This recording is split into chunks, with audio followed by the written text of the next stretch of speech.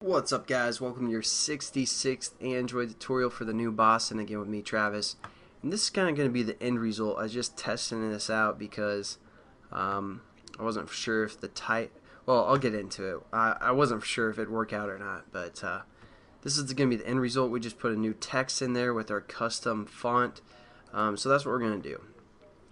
So first thing that you guys want to do is download some kind of a text.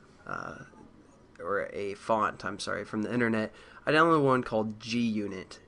The extension is TTF or OTF, I believe it is.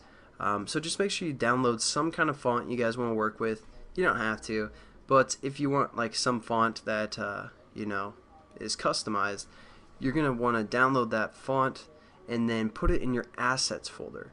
I was trying to think of something that we could do with the assets folder, just simply within our drawable or within this graphics activity. So figured, you know, font's a good way to go.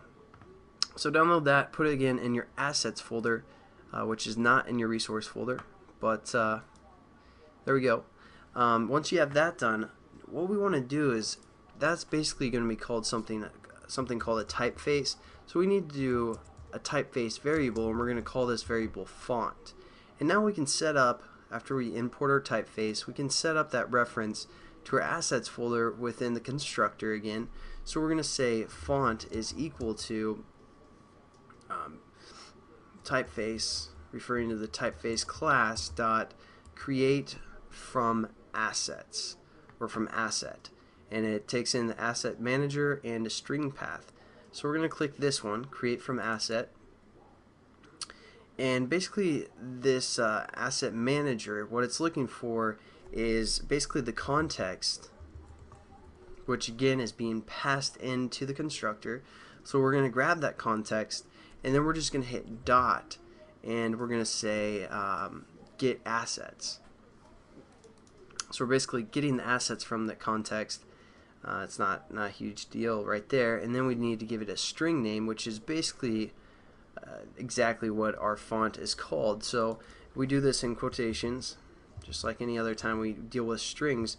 We're going to say G-Unit. Download that font because it's just gangsta, and you know, we are all gangsters. So there we go. We set up our font, and now we can use this font. So let's go into our onDraw method here, and let's do this below or before our green ball is drawn. So let's give some space right here after the canvas itself has been colored white. This is where we're going to set up our font. So the first thing we need to do is let's get some basically some more customization going on. So we're going to set up a new paint variable, and we're going to call this text paint. And we're going to set this equal to new paint, just like we've done before. And now let's kind of define what we want this text paint to do. So first thing, let's say text paint dot set color, and you can either do this standard color, or again we can do something like the the alpha level. Let's do that one. This first argument is the alpha level, so let's do 50%. Basically that's going to make, or that's going to be 50, like kind of a transparency is what the A stands for. The R is the amount of red we want. So let's say we want a lot of red. I believe it goes up to like 265, or no, 255. Not quite sure. We're going to do 254 just to be safe. As you guys probably know by now, I'm not a huge graphics guy, so don't really deal with all the colors and all that stuff. And then here's the green. So let's say you want a little bit of green in there, like 10 or something. It's probably going to be the worst color in the world. And 50 blue. I have no idea what color that is, but that's what we're setting this text paint to be. And let's make this text paint, what else can we do? Let's say set alignment. No, what am I thinking? Do set what else we got? Text alignment, that's what it is. And then what we can do is we can refer to the alignment class and then hit dot center, so it's going to have center alignment. And then what else? We can set the text size, so we're going to say text paint dot text size or set text size to like 50.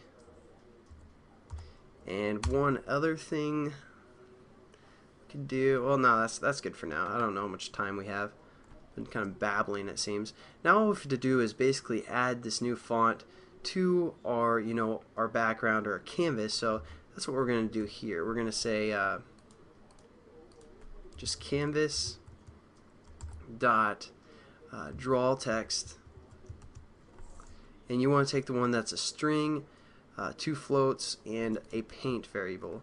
So for a string, this is what we actually want it to say. So we're going to say my bring back, something like that. For the X value, again, since it's center alignment, we just kind of want it in the center of our canvas. So we're going to say canvas dot get width divided by 2. So that's going to give us the center. For the Y, let's do something like 200. And for the paint, this is going to be what we just set up here, so text paint. And that'll give us all that other customization that we just added. So let's save that, and we're basically done with this tutorial. Hopefully it's not too difficult. I mean, just want to show you the asset folder, how you can kind of define the paint and then add it to the canvas, even though we kind of worked with that already with the paint variable or the paint class. Oh, it's a pink. Yeah, that's perfect. Pink and blue and green. This is just amazing. Oh wait, what is going on? Oh, we forgot to forgot to use our font. So one other thing we need to do to the text paint, we're gonna say dot set typeface. That's the other thing we forgot.